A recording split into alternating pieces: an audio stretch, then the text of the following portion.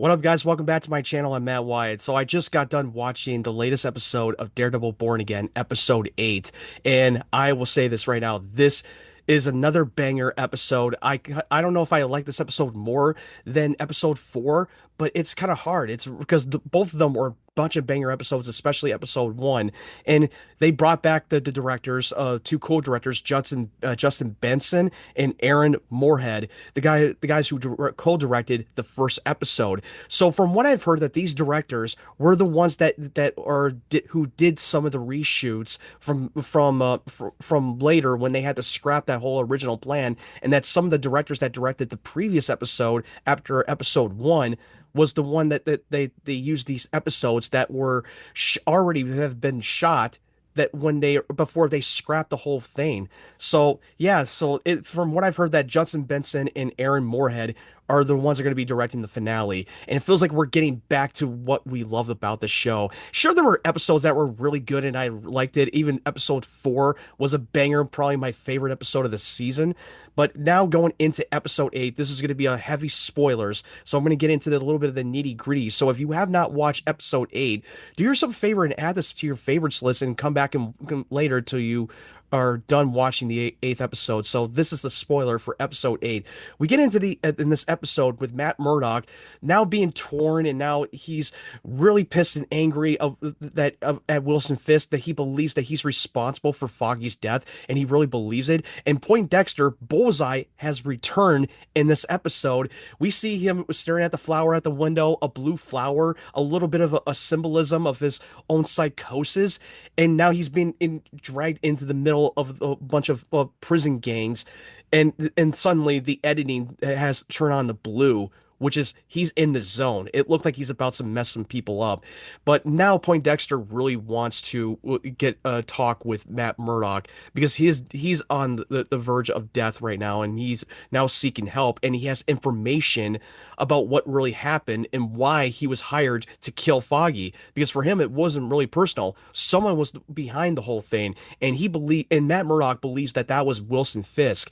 And Heather, who is now recovering from what happened with the Muse, is now being invited by Wilson Fisk and Vanessa off to inaugural a black and white ball, and they wanted to come in and help her, and after her incident with a psychopath vigilante. And Matt does not want her involved with these people. And now that she was able to tell him that she was the one who was their therapist the whole time, and he knows that Wilson Fisk cannot be trusted. And to be honest with you, I already brought this up many times before. I just still was not like buying into the Heather and Matt Murdock's relationship. I felt like it just felt very one note to me. Look, I think the actress who plays Heather did a great job for what she was given in the script. I just didn't like how they dealt with her and how they've used her in the show. But all that being said, now Matt Murdock is just not really feeling it with this whole lawyer thing, and how he's dealing with a bunch of douchebags, especially this one douchebag that he's trying to defend, who's lying off his ass, and he's fed up with it, and he calls him out on his bullshit. And Kristen is trying to get Matt's act together, but Matt is like, you know what? We're not preventing the chaos. We're babysitting the chaos. And I like that line with Matt Murdock. Then we get into Wilson Fisk taking Vanessa in the dungeon. In the dungeon, and we see that white wall that was taken back to his own childhood, that was brought up in this first 3 seasons of Daredevil, of his trauma, and it's still there. And you see the blood splattered on that white wall that he always stares at, and it just reminds him of who he is. And it's showing Vanessa, his ex-lover Adam, in the cage. He's literally giving her a choice: either set him free or kill him. And part of me is like, you know what? Maybe she was able to set him free, maybe. And it adds a lot of attention to suspense. Is she going to set him free, or is she going to gun him down? And little do we know, she gunned his ass down. It just shows you how much cold-blooded Vanessa really is. We forget that she is capable of doing dangerous things, that she is just as bad as Wilson Fisk, and that she knows that Wilson Fisk is showing the backbone and coming back to being himself, and that Wilson Fisk is willing to die for her because he's willing to burn the world for her. Like when Heather asks at Vanessa in the previous episode, "Are you in any danger? Are you safe from him?" And he's like, "No, no, I'm safe from him. He will never try to betray her or anyway try to hurt her because he will do anything for her, period." Now we get into at the bar when he's going back to the same bartender that we saw in the first episode, and even in the previous shows that we haven't seen in a while. And now he's starting to put when the moment he starts to take that drink, that Foggy uses it to celebrate for a special occasion. He is putting two to two together that. Yeah, he drank that the moment before his death that he was celebrating on the case. And he's starting to wonder who is responsible for his death. Someone hired Bullseye to kill Foggy. He goes to Bullseye to seek answers. What does he know? And he's not willing to tell him. He's saying, "Hey, as long as you're willing to set me free, I will give you all the information you want." I love the scene between him and Bullseye. We haven't seen Bullseye since the first episode, and even in through season three, I was a little bit worried that they weren't going to bring him back on that show. But I'm so glad that they were able to bring him back. I was so happy that he just doesn't feel like an afterthought. That there's so much more layers, and it feels like that they're setting up for something big, something that we don't expect. I love the part when Matt Murdock just fucking like face splash on on a table because Bullseye was just pushing his buttons. And he even telling him that even in another life, you would defend me, your worst enemy. I love that line with Bullseye. That was such a great line for him, and I enjoy that. But his life is on the line, and he is desperate. He's desperate to be protected, and I have a feeling that Matt did that on purpose to smash his face in, just so that he could be able to break out of prison and try to and give him the answers that he wanted, and also have Wilson Fisk killed. Because that's what he wants. Bullseye wants to kill Wilson Fisk, and I think and the way that he broke out of prison with those prison guards when he broke his teeth, when he broke his tooth, and just spits on the guard's eyes and fucking gouged it out and killed him. That was a little bit of a far fetch. I don't know how the realistic that would have been if he makes a great precision and uses sharp teeth and just spit at the guard. Look, I'm not the first person to mention this of what reminded us from the other iteration of Bullseye from Ben Affleck's Daredevil. Do you remember that scene in the Ben Affleck's Daredevil scene with Bullseye played by Colin Farrell? It reminded me when Bullseye was on the plane with this old lady who was annoying the crap out of him. She rambles on and on and on, and he's so annoyed. While he's even with his music on, he can still hear her yapping and yapping, and he just takes the peanut and just flicks it, boom, bounces off and chokes her on a peanut. That was such a great scene in Ben Affleck's Daredevil, and that from that scene in this show when he spits the tooth on the guard's eye and stab him and kills him. That definitely reminded me of that, and I'm not the first person to bring that up. Someone brought that up, and I didn't think about it in the moment when I watched that episode. But that scene was so priceless, even though it's a little bit of a far fetch. But whatever, it's suspension of disbelief. Every time I see the blue color palette light glows from Bullseye's perspective, it just shows you that he's in the zone. He's ready to fucking wreck some shop. And him escaping the prison wearing a prison guard and wearing a cap and goes on the bus with the prison guards, that was a little far-fetched that no one was able to recognize him. No one recognized him. Dude, he's a famous criminal, assassin. You think that they're not going to recognize him, and also you can't recognize your coworkers? I mean, that I know we had to turn on suspension of disbelief, and that we can't overthink it too much. But it would have been better if they just did it off screen, that he just escaped somehow in some way. But whatever. I mean, we got to turn our brain off and not overthink it too much. Now we get into some scene in the episode in Wilson Fisk's office that he's promoting Daniel Blake as now the deputy of mayor. And even his assistant was like, "What the hell are you doing? Like he's not the right fit. He's screwed up once, and I know he made up for it. But you really think he would be the best fit for the job?" But he doesn't care. He's all about loyalty. He wants someone who's willing to kiss his ass and suck up to him and do whatever he wants him to do. And Daniel Blake is literally the right guy for the job. And look, Personally, I don't really give a shit about Daniel Blake. You heard me many times before on I can't stand this character. He's just the biggest ass kisser. I don't he always tries to show that he is tough and that he's a big baddie. And you may have remembered the actor who played the younger Tony Sopranos in The Many Saints of New York on HBO Max, which he's a really good actor, but his character, I didn't care about him that much. If he dies, thank God. He annoyed the shit out of me. Like there's not a lot of layers to his character whatsoever in my opinion, but that's just me.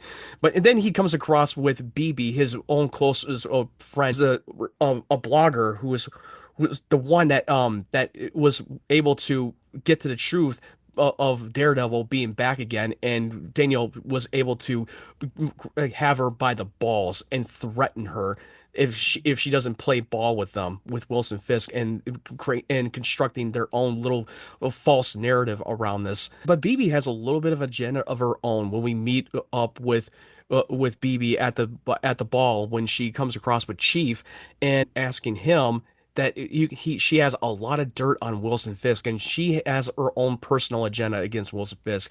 Apparently, that we find out that Wilson Fisk was the one that killed her uncle. And all the stories that have written about Wilson Fisk was not in her name, even though she has done the story. So she's got a lot of it, like tricks up her sleeves. And her and the chief are personally joining forces. I mean, if you've seen in the earlier in the ball, when you see the Powell, who is the head of the anti-vigilante task force, who's beating up and abusing this man for no reason. He's basically abusing his authority right in front of the chief. It's like, hey, we don't have to answer to you at all, so you should go fuck yourself. Basically, that's what he was trying to say to him.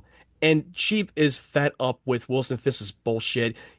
That gives him a more reason to him planning on him and BB teaming up and conspiring against Wilson Fisk and trying to expose him for who he is. Now we're getting back to the swordsman. He's back again.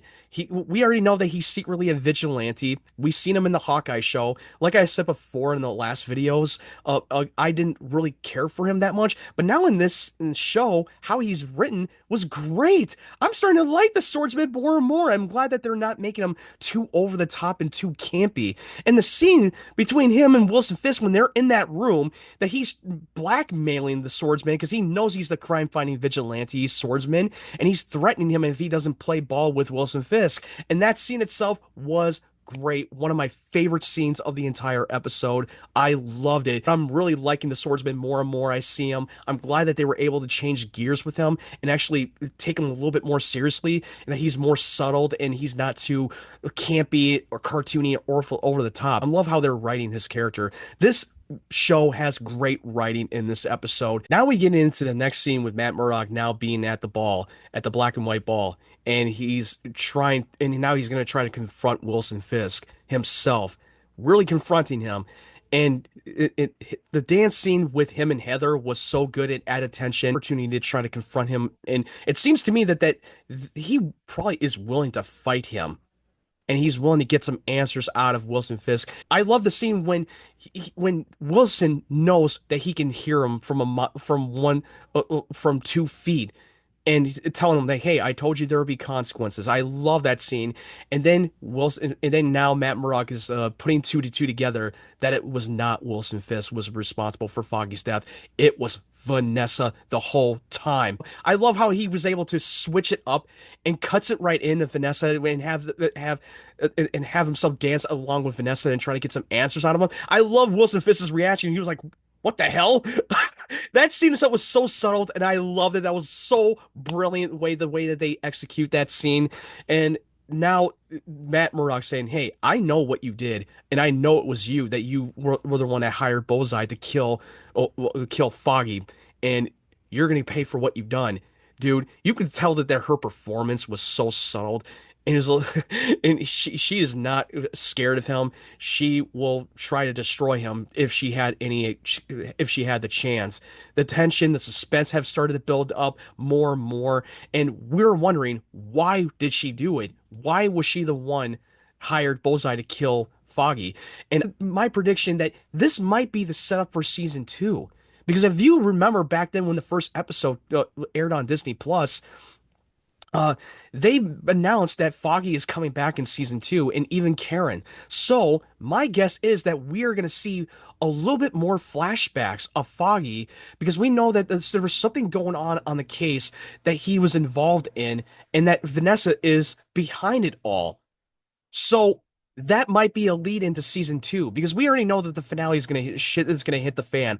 I like the scene when now Bullseye was taking out a bunch of couple of guards of the vigilante anti-vigilante task force, and now Bullseye was ready to shoot Wilson Fisk. He wants revenge. He clearly is doing it on a personal level. It seems to me, and I think I might have already brought this up before. I think that Matt Murdock was probably the one that got Bullseye to break out of prison on purpose, and there's a reason why he fucking smash his face in on a table so that he can find a way to break free because he knows what he's capable of. And I think he wanted him to kill Wilson Fisk, but I don't know. I might be wrong. I might have misinterpreted completely. Maybe that wasn't intentional for him to do that in the first place. But the moment that he's about to pull the trigger, Matt already knows that he's about to kill him, and he paused for a moment whether he should let Wilson Fisk die or jump in front of a bullet, and he did. And he's all in what Bullseye brought up earlier in the episode that in another life, you would defend me, your worst enemy. And that's pretty much what harkens back into this scene in the moment that he is protecting his worst enemy because he knows he's not responsible for Foggy's death. Now he knows the truth, but now he needs more answers on why did it happen in the first place. Him jump in front of a bullet from a fucking sniper rifle, that was insane. How's this all going to go down? We don't know, but we know that Punisher is definitely now going to for sure going to show up in the finale and have him team up and take on the anti-vigilante task force. Things are going to go down so badly. I mean, we don't know how this is going to end, and it feels like that now Bullseye is going to be a big part of the finale. I don't know if it's him going to team up with Daredevil and Punisher, or maybe Daredevil might fight against Bullseye. And Wilson Fisk are probably going to have a temporary team up because Wilson Fisk does not know that Vanessa was the one who hired Bullseye to kill Foggy. And this relationship is going to come into a conflict. Things are not going to end well. How is this going to end? Who knows? Overall, this was a banger episode. It got me excited for the finale. Yeah, sure, there was not a Daredevil action fight scenes. I don't need it to be because it's not about action. You need to have narrative purpose, meaningful dialogue, add the tension and suspense, and build up to it, and make the action in the fight scenes more rewarding. And we are going to get a lot of action in this episode, in the next episode. How is Matt Murdock going to recover from a bullet wound from a sniper rifle? Who knows? I like that the part at the end where now the red has glowed on him. It's pretty much what happened with Bullseye when the color of blue is glowing all around him. It's mostly symbolism. It really is a great symbolism in the end of the episode. I love that. And how he's gonna recover, who knows? Is he gonna like I don't know how he's gonna recover from the whole this. Are they gonna time jump it? Or is he going to magically heal? But I don't know. I'm just speculating out of my ass. They'll figure out some way, but how he's going to recover in the next episode. I don't know if it's going to pick up where it left off, or it might do a time jump because he got shot by a sniper rifle. Anyway, what did you think of this episode 8 of Daredevil Born Again? Let me know your thoughts in the comment section below. If you like this video, make sure you leave it a like. And if you're new to the channel, make sure you hit that subscribe button and turn on the bell notifications so you know when my videos are up. Thank you guys for watching. I hope you guys have a great day, great evening, wherever you're from. And if you want to follow my social media links, the link tree would be down in the description down below. Thank you guys for watching and stay tuned for more of my content.